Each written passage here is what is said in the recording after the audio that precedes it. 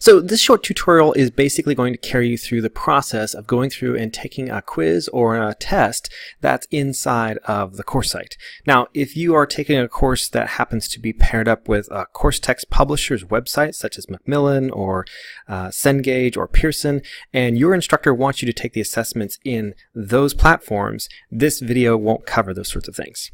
So let's go ahead and see what you're going to see here. We're going to inside a course here, and in the most cases, you're going to go through, especially in online courses, you're going to see that those quizzes or those assessments appear inside of each of the units. They're typically laid out in such a way that you typically read something or you view some content or review some material, and then there'll be some sort of assessment that follows on. This could be a low-level assessment like a quiz, or it could be a quiz that's more extensive, requiring essay answers and true and false, and those sorts of things. Instructors can embed and put these inside their courses, so sort of try to be aware of them, and they're probably also presented or noted inside the syllabus. You can get to tests and quizzes and assessments in two different ways inside of a course, depending upon how your instructor has set this up. Now also keep in mind that some assessments, while you may be taking them later in the future, may not be assessments you can take right now. So if an assessment is supposed to open up 3 weeks from now, you might have to wait for, well, 3 weeks until that assessment becomes something you can actually begin taking. So you've already got some discussion forum entries here, and then below that further, there's a week 1 quiz. Now, I want to point out a couple of things to you. First of all, there's this asterisk. The asterisk means that this item is required. It means it needs to be done. I also want to further point out to you that there's 2 quizzes here, and I know that these are quizzes or assessments or tests because the icon here with the check mark in it lets me know that these are assessments. I can also see that one of them appears to be something I could click on, and the other one is sort of grayed out. This essentially means that the one that is grayed out can't be done unless the things that occur prior are done. So essentially, there are prerequisites to taking this last quiz here. So what we're going to do is we're going to simply explore taking the sample quiz. To take the quiz, I can get to the quiz in 2 different ways. I can either click on it here in the unit, which is by far the most often used way. Or I can also scroll back up and go over to the navigation menu and look for the test and quizzes area in the menu. It'll have the same box and checkmark icon. I'm going to use the link that's inside the quiz or inside the unit and just simply click on it. When you go to start taking an assessment, you'll get a begin assessment window that essentially lets you know details about the assessment, when it's open, how often you can take it. In this case, this one says there's no time limit, but there is, I know, at least in some point, the course will end and I have to have my work done, and so I have to take the assessment at some point. So I'm going to go ahead and simply click on this Begin Assessment button, and then I'm presented with the assessment itself. There's a question. I also have a table of contents in a sense. I can already see over here on the right-hand side there's a single one part to this assessment. Some assessments may have multiple parts, maybe a multiple choice section or true and false or an essay section. I can use the question progress, this question progress contents area over here, to skip it.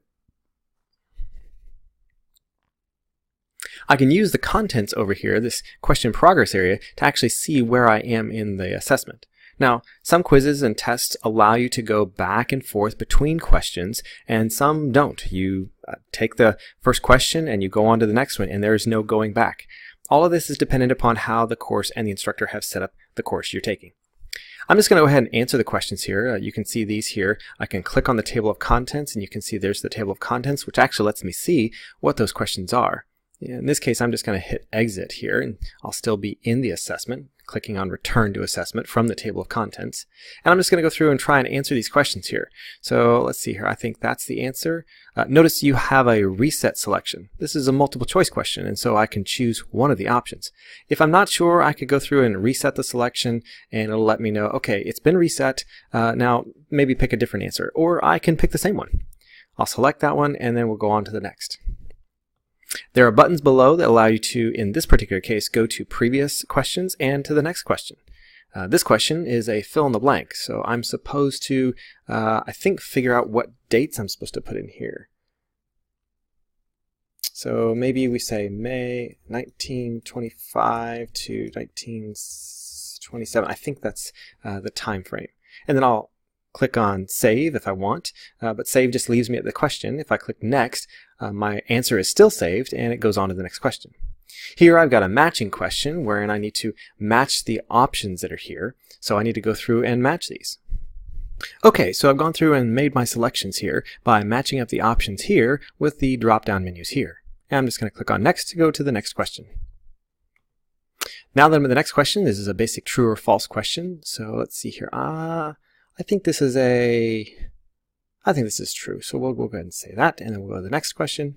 And you can see as I'm going through the questions, the question progress here lets me know which questions I have finished, with the answered question being filled in, a black filled in circle, and the ones that I haven't finished with a open and white circle.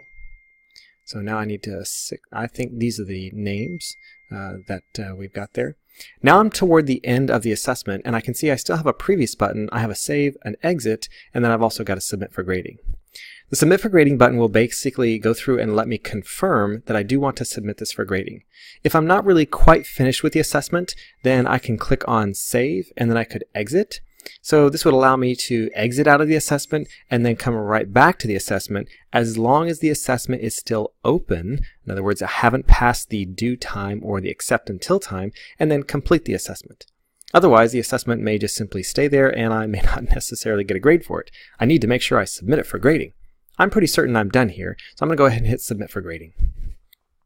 On this screen, I'm basically getting a confirmation. So I haven't actually submitted the assessment yet. I've just simply gone through and done all the work, and now I get a confirmation screen saying, okay, you're about to submit the assessment for grading. Click submit for grading if you really want to submit it for grading. This is basically a way to make sure and confirm, okay, you didn't just accidentally click the submit for grading button, but you really do want to do so. And I do. So I'm going to go ahead and click on submit for grading. Okay, now I get a confirmation screen that lets me know I have completed the assessment. It lets me know the course name, the instructor that's actually done it, the title, and it also gives me a confirmation number, this really big long number. What's more is I also get an email update that lets me know, hey, here's your sort of receipt. We know that you actually submitted the assessment. And if I flip right on over to my email over here, I can see that in my Johnson University email, I've actually received that assessment confirmation email. This is a good thing to have because it essentially lets you have something of proof to let your instructor know, no, I did actually finish the assessment, and here's the email I got letting you know I did so. From this point then, I can just simply click on the unit up here, or I can click on this link here to return to the unit in 1.